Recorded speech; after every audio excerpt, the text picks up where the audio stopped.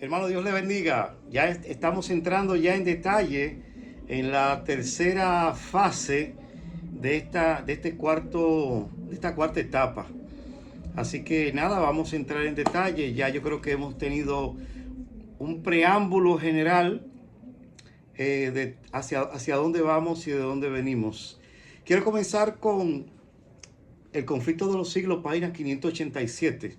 Y dice lo siguiente: cuando llegue el tiempo de prueba, y todo adventista debe de saber y entrarse en la cabeza que el tiempo de prueba de todo adventista es ley dominical.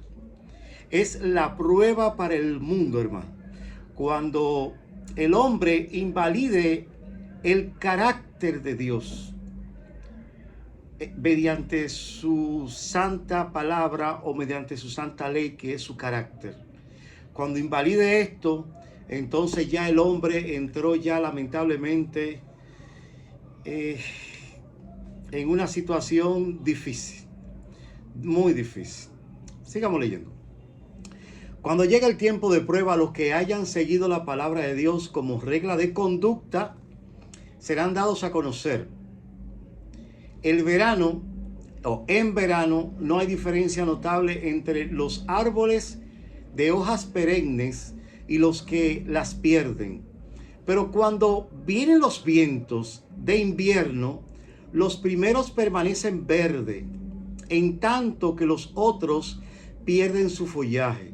Así puede también que no sea dada a distinguir actualmente a los falsos creyentes de los verdaderos cristianos. Y ojalá, espero en el nombre de Jesús, que tú y yo estemos entre los verdaderos. Y yo estoy seguro que sí, con la ayuda de Dios. Pero pronto llegará el tiempo en que la diferencia saltará a la vista. Dejad que la oposición se levante, que el fanatismo y la intolerancia se vuelvan a empuñar el cetro, que el espíritu de persecución se encienda, y entonces los tibios e hipócritas vacilarán y abandonarán la fe. Pero el verdadero cristiano permanecerá firme como la roca, con más fe y esperanza que en los días de prosperidad. Bueno, más claro que ahí nos canta un gallo, en la cual nos presenta esa situación. Ahora, en la parte 1, estuvimos hablando algo muy interesante. Estuvimos hablando de las estrategias de Satanás. Y dijimos que Satanás tiene 3 estrategias. Está la contraestrategia contra la teología cristiana. Él sabía que Dios había acortado los años de los 1260 años, los 1335 días y los 1290 días, que todo caduca o tiene su finalidad exactamente en 1844. Y esos días fueron acortados, y por eso llegamos a 1517, muchos años antes de terminarse los años ya estipulados que acabo de darle. Y él sabía que el Señor lo había acortado para que pudiese llegar parte de la verdad en su pura esencia a 1844, y que se pueda levantar un movimiento que vindicara el carácter y el nombre de Cristo ante el universo, y que coincidiera con esa etapa, esa era y esa finalización de la era del cristianismo, que comenzó en el año 34 y termina en el año de 1844, ya que en 1844 en adelante comienza la era del remanente, sabiendo y entendiendo bien que el tiempo del fin está estipulado en Apocalipsis como 1798, y el fin del tiempo del sellamiento, del juicio investigador, de la expiación, comenzaría en 1844. Hermano, si usted no entiende en este momento, usted como adventista, o como ex adventista, o como cristiano, no importa la religión, de que el mundo se acabó ya, de que ya no hay tiempo, de que el tiempo predestinado predicho, el tiempo estipulado por la palabra de Dios ya se terminó. Tenemos eventos que preceden la segunda venida de Cristo. Ya no hay tiempo estipulado. Ya no, y no es que ya no hay, es que no hay tiempo estipulado. Nunca lo ha habido. Pero ya el tiempo para los eventos ya no tenemos. Ya lamentablemente, ya esto se terminó, hermano. Estamos viviendo y esperando eventos que cuando sucedan, los demás eventos que preceden la segunda venida de Cristo vendrán en rápida sucesión de tal manera, de tal forma, que no va a poder suceder lo más importante para nosotros en esta época, que es preparar un carácter para llegar al cielo. Lo único, y oigan esto, lo único que nos llevaremos al cielo es el carácter que preparemos para poder tenerlo y participar de las mansiones celestiales. Esta carne no heredan el reino de Dios. Nada de lo material hereda el reino de Dios. Nada de esto hereda el reino de Dios. El carácter es lo único. Porque Dios te va a dar un cuerpo nuevo. Te va a hacer y te va a formar de ser un alma viviente, como somos tú y yo ahora, a ser un espíritu vivificante allá en el cielo. Tendremos un cuerpo renovado. Iremos creciendo gradualmente hasta llegar a la estatura de un varón perfecto, ya que seremos los pequeños. ¿Acaso no dice Juan que Juan vio a grandes y a pequeñitos o a pequeños? Nosotros somos los pequeños, la última generación de Adán, la última simiente de Adán en estos últimos días. Entonces Satanás, que se para en el año de 1798, formula varias estrategias en contra de la teología cristiana de los años de 1500 con la Reforma y todo eso.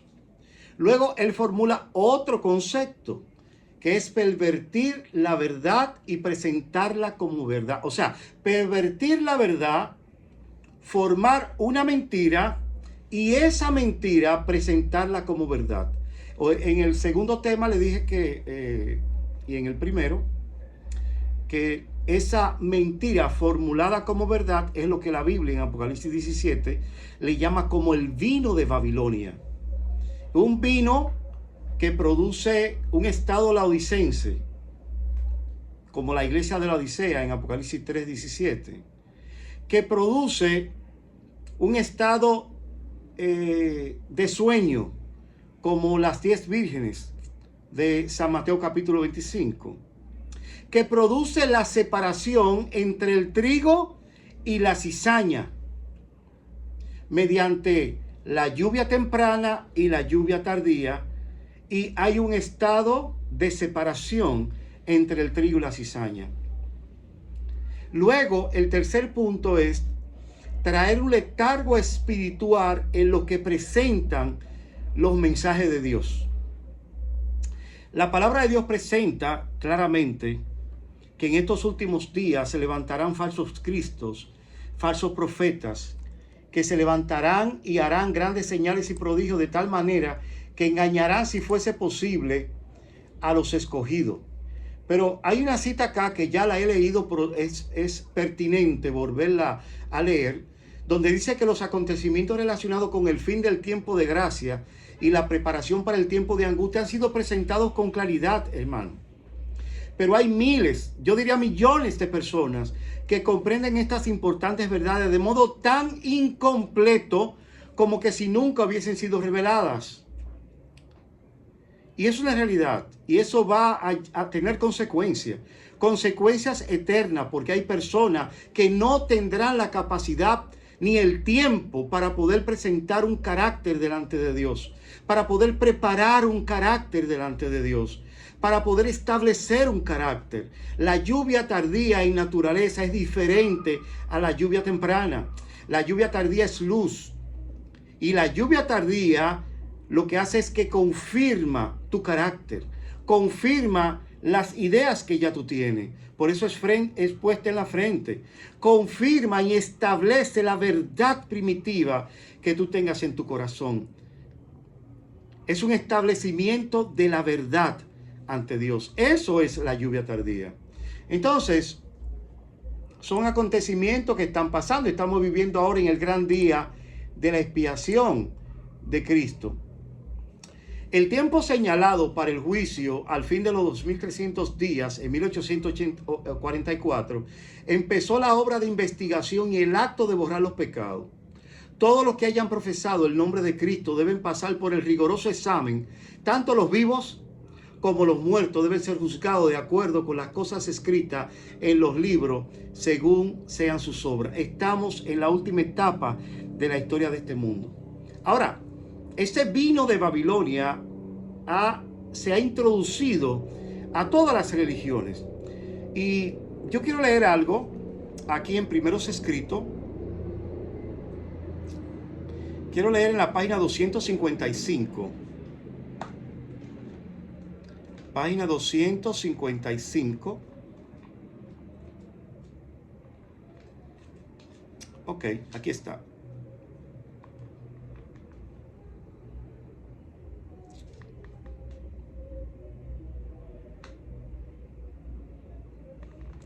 La página 255.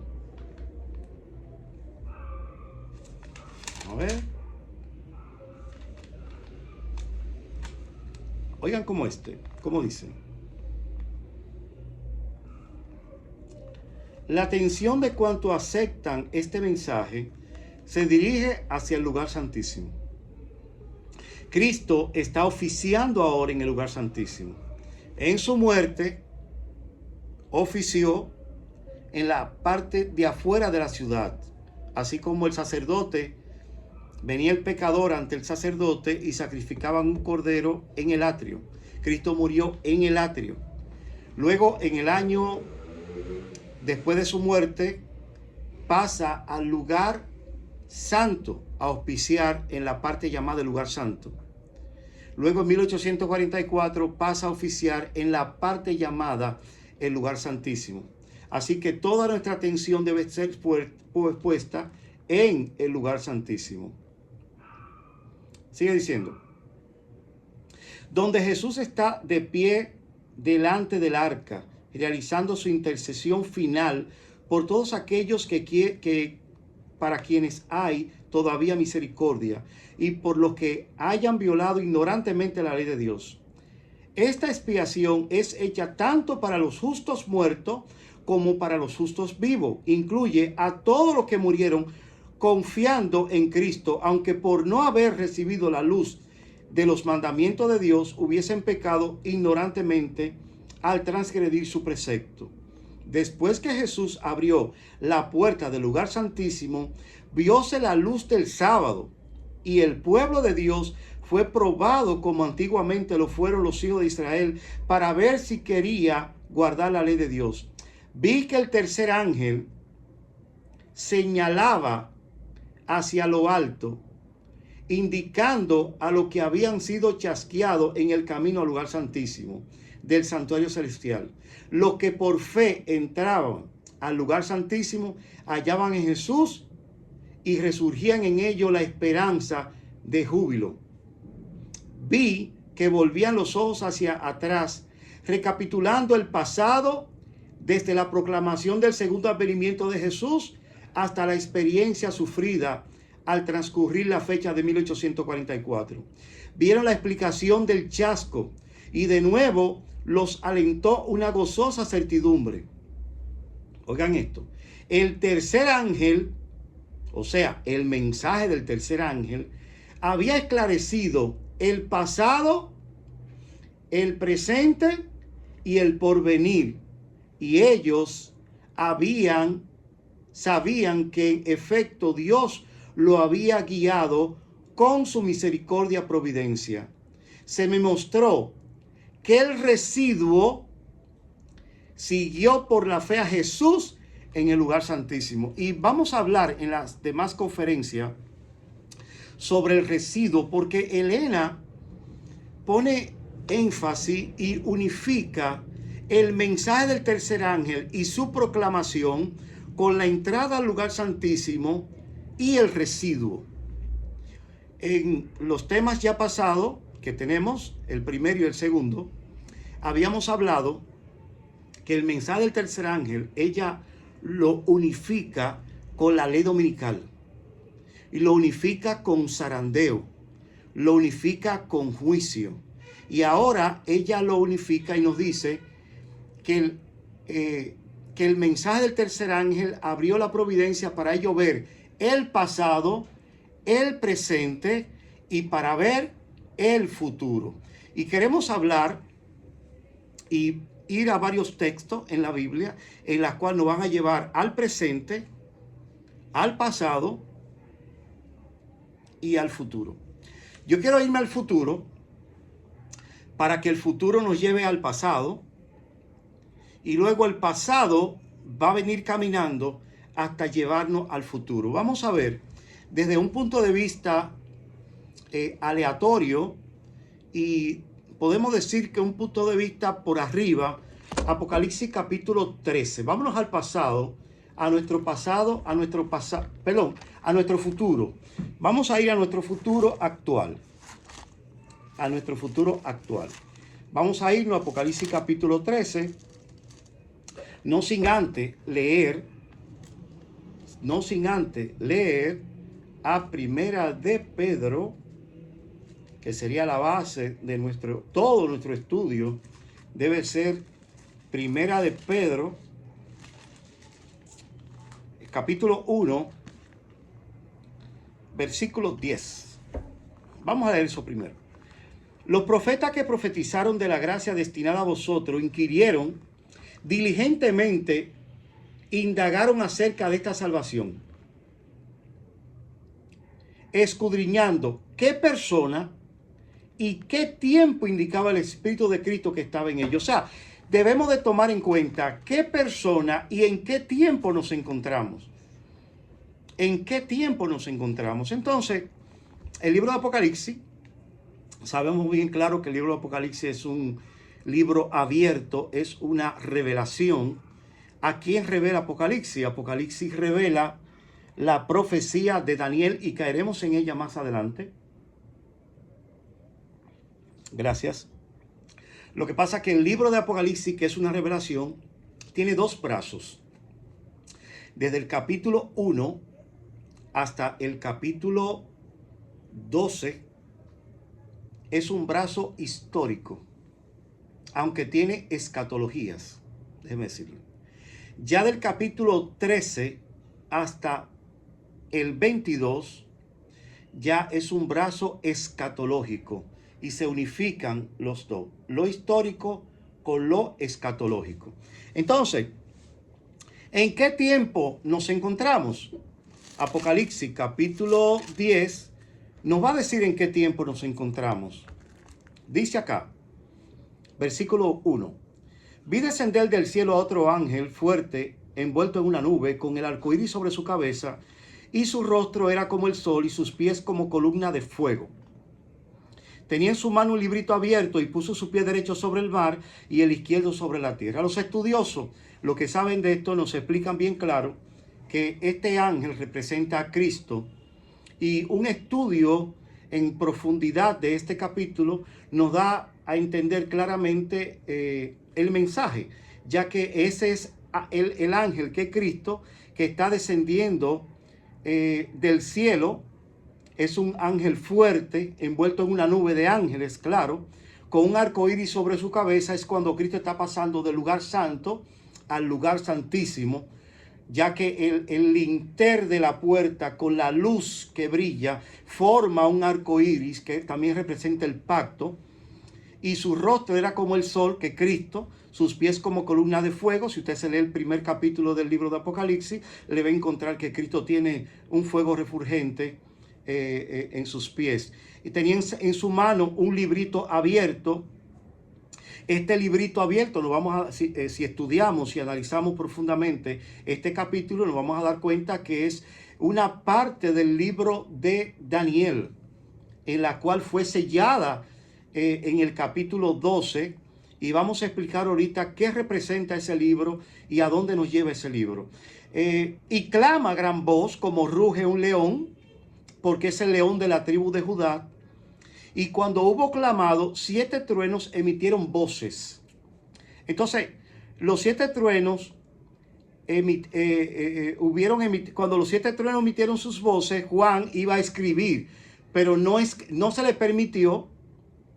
Se le dijo, sella las cosas que los 7 truenos han dicho y no las escriba. Y usted se preguntará, bueno, pero ¿y qué serán los 7 truenos? ¿Y cuándo fue? Bueno, ¿y cómo esto? Bueno, él lo dice claramente.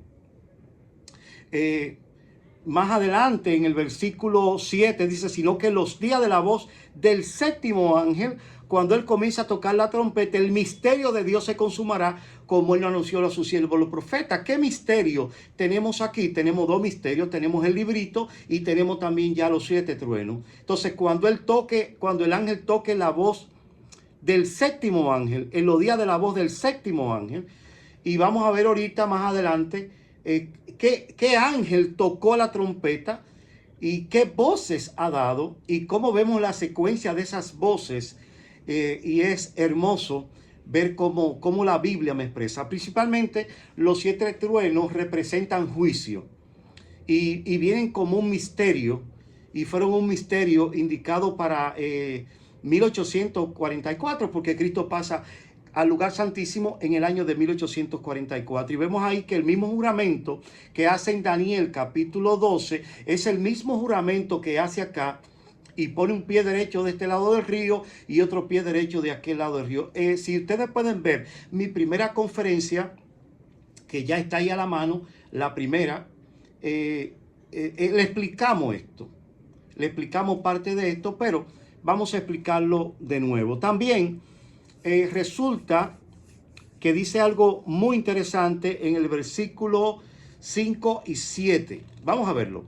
Del capítulo 10. Y el ángel que vi en pie sobre el mar y sobre la tierra levantó su mano al cielo. Aquí este ángel pone un pie sobre el mar y un pie sobre la tierra. El mar representa pueblo, muchedumbre, naciones y lengua, Apocalipsis 17:15. Y la tierra, desierto, según Apocalipsis 12, representa a Estados Unidos. Si podemos estudiar el capítulo 12, la misma Biblia identifica ese poder Estados Unidos. Entonces, vemos ahí que mientras el ángel de Daniel capítulo 12 pone los pies de un lado de este río y de otro lado de aquel río, pues este lo pone de un lado del mar y un lado de la tierra. Todo eso tiene una conexión y lo vamos a ver ahorita. Dice, y juró por el que vive por los siglos de los siglos, que creó el cielo y las cosas que están en él, y la tierra y las cosas que están en ella, y el mar y las cosas que están en él, que el tiempo no sería más. O sea, vemos ahí exactamente en el periodo del año de 1798, cuando el tiempo ya no sería más. Podemos ajustarlo también para 1844, cuando ya no hay periodo de tiempo. Ya no hay periodo de tiempo, y el tiempo del fin comienza en el año de 1798, cuando unificamos este capítulo 10 con el capítulo 12 del libro de Daniel, y lo vamos a ver también más adelante. Entonces vemos donde ya tenemos el tiempo, tenemos ya el tiempo. Ahora vamos a ver el hombre, como dice el apóstol Pablo, porque los profetas indagaron viendo el tiempo y los hombres. Entonces ya tenemos el tiempo, tenemos un tiempo definido, 1798, y lo vamos a esclarecer más adelante cuando nos vayamos a Daniel. Y tenemos una época definida, una era definida de hombre, especificada desde 1844 para acá. Entonces, vamos, ya que tenemos esto definido, vámonos a ir ahora al capítulo 13 del libro de Apocalipsis para ver cómo comienza este brazo escatológico. Bueno, vemos aquí que el versículo 1 del capítulo 13 de Apocalipsis me dice que me paré sobre la arena del mar y vi subir del mar una bestia que tenía 7 cabezas y 10 cuernos, y en sus cuernos 10 diademas, y sobre su cabeza un nombre blasfemo. Lo primero que les quiero decir es que lamentablemente la Biblia, así como la vemos, la palabra de Dios, no vino en su original así bonita como la vemos. No vino con el nombre Apocalipsis, con capítulos y con versículos, ya que la Biblia originalmente se escribió como una carta normal. Luego, gracias a Dios, Dios utilizó hombres de Dios que tuvieron la sabiduría divina para encuadernar todo esto de tal forma que podamos tener el libro, el capítulo y el versículo. Pero ¿qué pasa? Lamentablemente muchos hermanos, esos exégetas como se le llama, que formularon el canon bíblico, esos sacerdotes, esos pastores, esos hombres de Dios, muchos de ellos lo que hacían era que no solamente traducían, sino que también interpretaban. Entonces, hay un proceso de traducción del griego al latín, del latín al español, al inglés, etc. Hay un proceso de encuadernación, hay un proceso de traducción, como le dije. Entonces, muchos de ellos no solamente traducían, sino que le daban interpretación al texto. Y hay palabritas que le añadieron, otras palabritas las quitaron, porque ellos entendían que para que el estudiante, el lector de la palabra de Dios se entendiese mejor. Por ejemplo, la epístola de San Pedro, lo que han podido tener la oportunidad de ver y de entender el hebreo y el griego en la cual fue escrita la epístola de San Pedro, es una de las epístolas que tiene más faltas ortográficas, porque la capacidad de Pedro, que era un analfabeto, comparado con Pablo, es del cielo a la tierra. Y aunque Pedro recibió la interacción del Espíritu Santo, él escribió las imágenes que tenía en su corazón, en su mente, y trató de entender todo lo que el Señor le presentaba en visión. Y vemos ahí que Pedro escribía de acuerdo al intelecto que tenía, como Pablo también escribió. Y es tan así que Pedro mismo testifica, dice que hay muchas cosas que Pablo escribió que no se entendían. Los hermanos en indoctos tuercen, no es que no se entendían, sino que le da la facilidad a los indoctos a torcer. Porque Pablo, a diferencia de Pedro, se educó a los pies de Gamaliel. Qué privilegio. Un doctor de la ley, imagínense, era un máster, un PH. Bueno, entonces, volviendo a la encuadernación de la Biblia, el capítulo 12 del libro de Apocalipsis tiene 18 versículos, no 17. En nuestras Biblias tienen 17, porque el que estaba encuadernando entendió que esta primera parte del versículo 1 que dice, me paré sobre la arena del mar y vi subir del mar una bestia, tenía que estar unida al primer versículo del capítulo 13. Si usted se busca un interlinear griego, español, lo puede buscar también en Google, en Papal Google, puede darse cuenta que hay 18 versículos en el capítulo 12. Así que si queremos estudiar el capítulo 13, deberíamos pensar, por lógica, comenzar a estudiar desde el versículo 17 del capítulo 12 para poder entender la narrativa profética. Y vamos a empezar ahí, en el capítulo 12, versículo 17. Y dice, entonces el dragón, ¿quién es el dragón? Versículo 9 del mismo capítulo 12. Y leemos, entonces, versículo 9, dice acá. Y fue lanzado el gran dragón, la serpiente antigua, que se llama Diablo y Satanás. O sea, Lucifer en el cielo se le puso el nombre del dragón. Segundo, de la serpiente antigua. Tercero, del diablo. Y cuarto, Satanás. O sea, vemos ahí cuatro nombres que se le ha puesto a Satanás, que yo lo llamo como las 4 manifestaciones que Satanás haría en esta humanidad o que se le permitiría hacer, ya que en el cielo Satanás se llamaba Lucifer o Luzber. ¿Qué pasa? Que luego que él peca contra Dios, quiere su trono, y eso ustedes lo pueden ver en la primera interacción que tenemos en este canal, y ahí explicamos todo esto. Vemos ahí que Dios le dio a él 4 características, o más bien dicho, 4 oportunidades para interactuar en esta controversia. Porque esta controversia que se está dando y que vamos a comenzar a estudiar y que estamos estudiando, no comenzó en la tierra, no comenzó cuando Dios creó a nuestros padres, no comenzó cuando Cristo murió por nosotros, no comenzó ahora. Esta controversia comenzó